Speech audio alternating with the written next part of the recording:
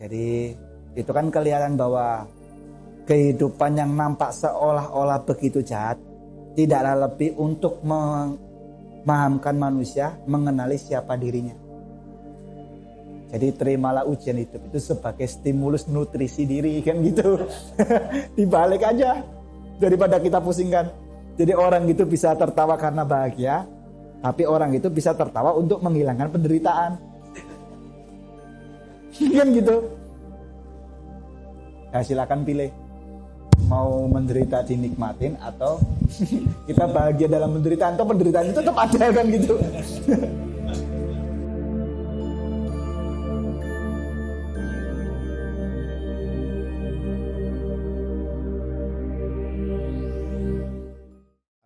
Pertanyaan titipan kebetulan tadi, apa sih maksud medan biofil psikolobus, bagaimana cara melatihnya dan apa manfaatnya? Kebetulan Mas Ori berlanjut ke materi ini jadi sekaligus. Nah, biofil itu adalah pancaran dari makhluk hidup. Jadi setiap makhluk hidup itu dia memiliki pancaran medan energi semuanya.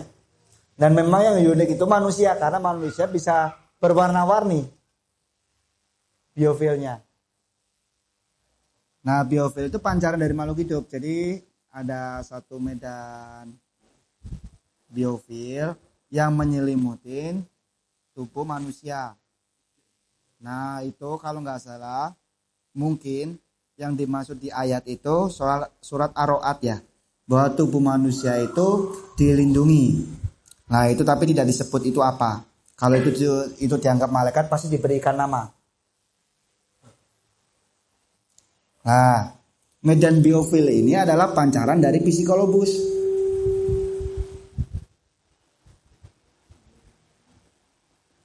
Dia terpancar. Nah, pancaran ini membentuk medan biofil dengan spektrum tertentu warnanya. Jadi kalau misalnya kita marah, spektrum ini akan mengeluarkan spektrum warna yang kemerahan. Jadi merahnya, kalau merahnya gelap berarti dia amarah. Tapi kalau merahnya cerah berarti dia penuh semangat. Itu dari pancaran ini. Nah, ini terpancar. Nah, artinya apa? Ketika kita mampu mengoptimalisasi energi atau mengoptimalisasi psikolobus, kita akan mampu mengendalikan mental kita posisinya. Nah, seseorang itu ketika dia berinteraksi, medan pertama yang berinteraksi adalah medan biofil. Jadi misalnya ketika teman-teman ketemu orang tiba-tiba, waduh kok nyaman sekali ya. Nah, itu apa yang berkomunikasi? Yaitu adalah medan biofil yang berinteraksi. Kalau di Jawa itu disebut prana maya kosa. Prana. Ya kan istilahnya prana kalau dulu. Nah, jadi kan bahwa tubuh ini pun mencerminkan kondisi kita. Oke ya. Jadi ketika kita memiliki medan biofil yang bagus, ini akan mampu meresonansi sekelilingnya. Jadi orang itu kalau mau marah sama kita itu tiba-tiba kasihan gitu, asungkan gitu. Gitu karena medan biofil ini mampu memberikan satu interaksi. Jadi kalau orang marah itu sebetulnya ininya berlubang, Pak. Biofilnya pasti berlubang. Lah kalau kita tetap tenang, energi kita ini bisa mengendalikan ini. Kalau kita nggak ikutan marah, kalau kita ikutan marah sama-sama berlubang. Gitu. Nah, makanya kan kita harus menguatkan ini biar apa? Tidak terkontaminasi dengan lingkungan. Kita tetap menjadi manusia merdeka itu artinya kita tidak dipengaruhi oleh lingkungan, tapi kita yang mempengaruhi lingkungan. Nggak ikut marah. Kalau kita ikut marah kan sulit mengendalikan ini nih berarti. Oke ya. Nah, ini kan ada 7 titik psikologis nih. Ini sebetulnya cuma simulasi aja. Cakra, mandala atau apalah terserah. Jadi jangan berdebat soal nama ya, yang penting esensinya gitulah.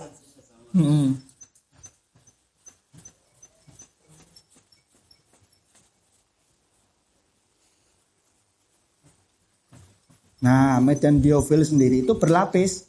Bukan hanya satu, tapi dia berlapis. Dia berlayer. Ada layer 1, layer 2, layer 3, layer 4, layer 5, layer 6, layer 7. Layer 7 adalah layer yang paling kondisi saat ini, terkini. Kondisi paling terkini. Jadi ketika ngelihat orang layernya itu di paling luar, berarti kondisi saat ini fisiknya seperti apa. Nah, layar berikutnya itu adalah bisa jadi 1 jam atau 1 jam setelah. Biasanya orang-orang itu ngelihatnya dari, makasih ya Pak, ngelihatnya dari situ. Misalnya ngelihat gini, wah kamu mau sakit, itu dia lihat biofil di layer 2 itu 1 jam, habis ini kamu sakit gitu. Gitu. Karena ini sudah mulai gelap gitu misalnya. Jadi bukan orang sakti itu, kita aja nggak tahu. Kan pernah tuh waktu kita latihan di Brawijaya sama teman-teman, ada orang yang ahli hipnotis. Jadi ternyata energi kita itu cerdas, dia tidak mau dikendalikan oleh orang lain. Jadi ketika dihipnotis pun semua langsung aktif, respon, set nggak mau dikendalikan. Jadi orang itu pun sampai marah ke saya, kamu ini, saya datang ke sini untuk sharing, kenapa semua diblok gitu. Saya juga bingung. Nah dari situ saya tahu, oh berarti energi itu sangat cerdas. Dia tidak mau kita dikendalikan. Dulu orang menyebut cakra itu kan seperti bulatan gini nih. Ada daun-daunnya. Kan gitu. Nah memang kalau misalnya kita lihat psikologi seorang awam, mesti gini bentuknya. Tapi ketika dia diolah, dia akan berbentuk seperti ini nih. Ada strukturnya.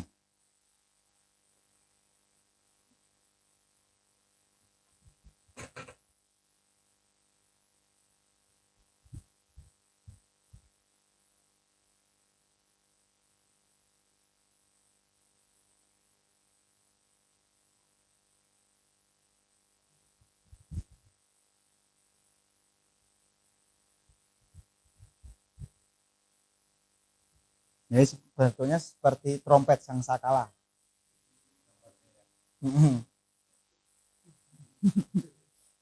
Jadi kalau kita mengaktifkan ini dengan baik, kita bisa Big Bang, Pak. Ya istilah enlightenment itu Big Bang.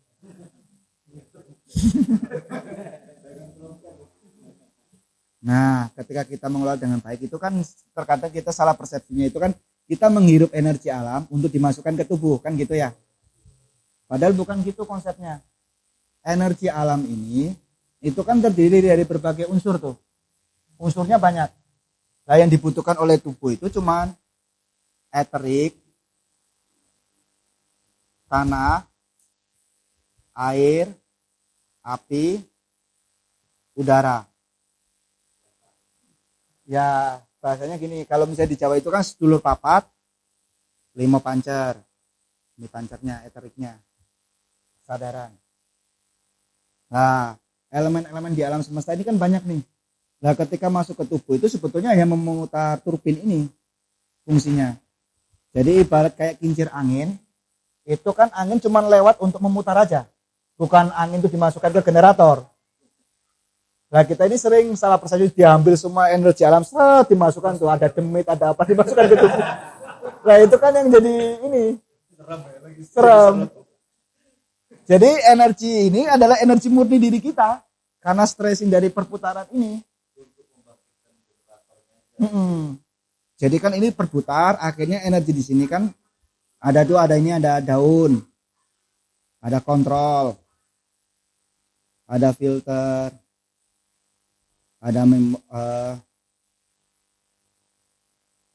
ada katup,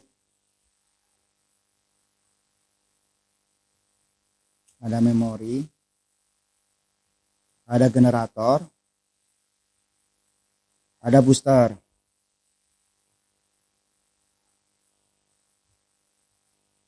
Jadi ketika energi masuk, ini kontrol, ini kan untuk mengontrol ini nih.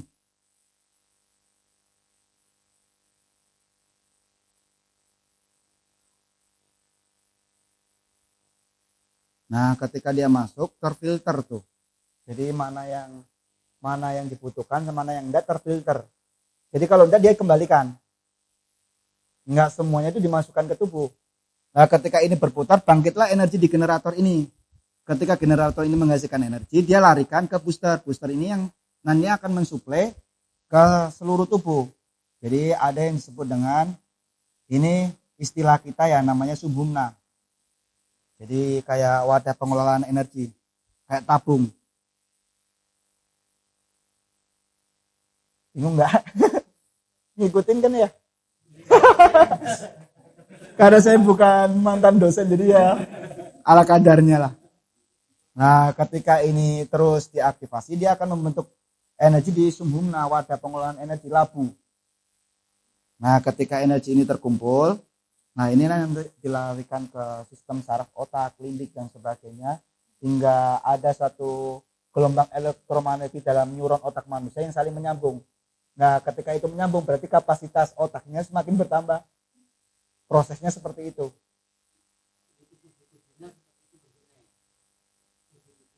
Ya, 77 bentuknya seperti ini, tapi daunnya berbeda. Jadi kalau misalnya kita lihat di psikologis dasar itu awal kayak gini. Nah, ketika dia berkembang, dia akan menjadi seperti ini nih. Jadi ada 4 baling-baling. Karena dia cuma punya layer 1. Gimana? Kalau ya Pak, apa ini ya, apa? Diimajinasikan lah.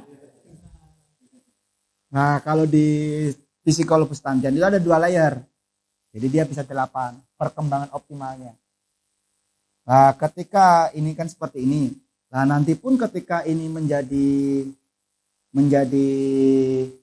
berkembang secara optimal, dari 7 psikologis itu akan menjadi psikologis super mayor. Bingung ya, super mayor itu apa lagi?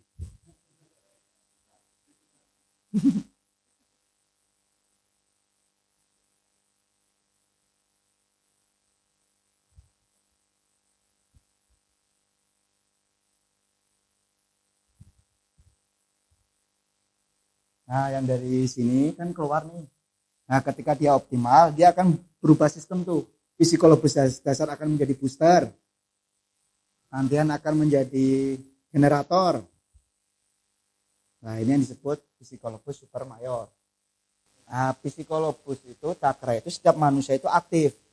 Semuanya aktif, tapi tidak di-update, dioptimalisasi. Makanya kan kadang kita kan bilang gini, ayo sini tak aktif no cakramu gitu.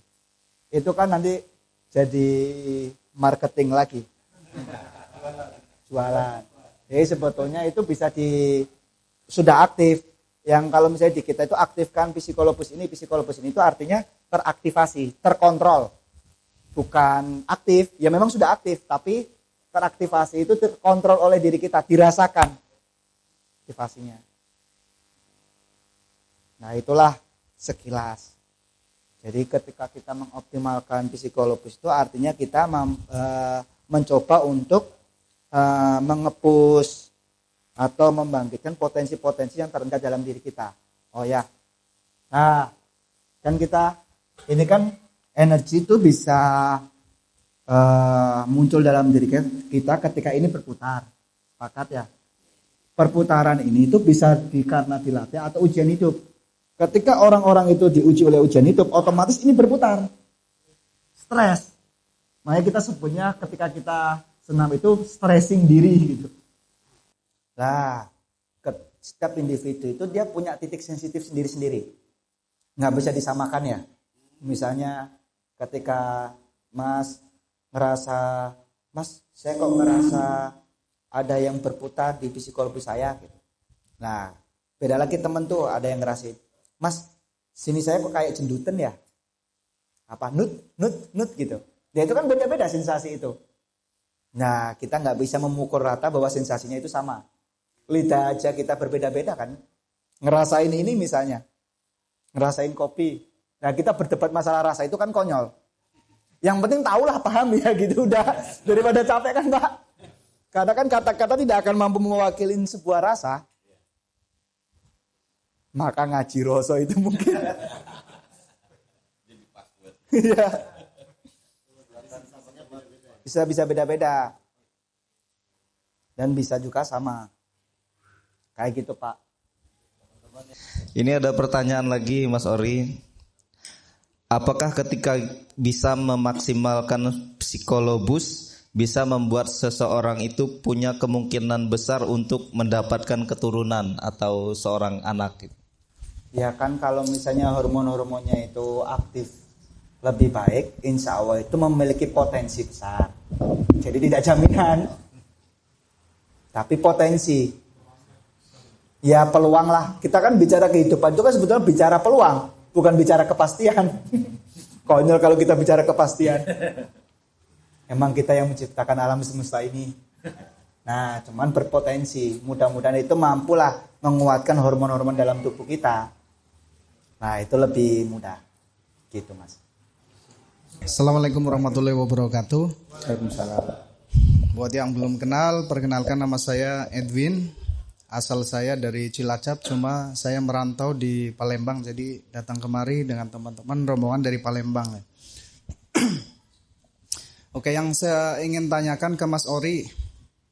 Nah, psikolobus itu kalau memang kita belum pernah terlatih atau masih awam ya, kan kita mengalami benturan-benturan kehidupan atau permasalahan yang mengakibatkan baling-baling itu berputar. Ya.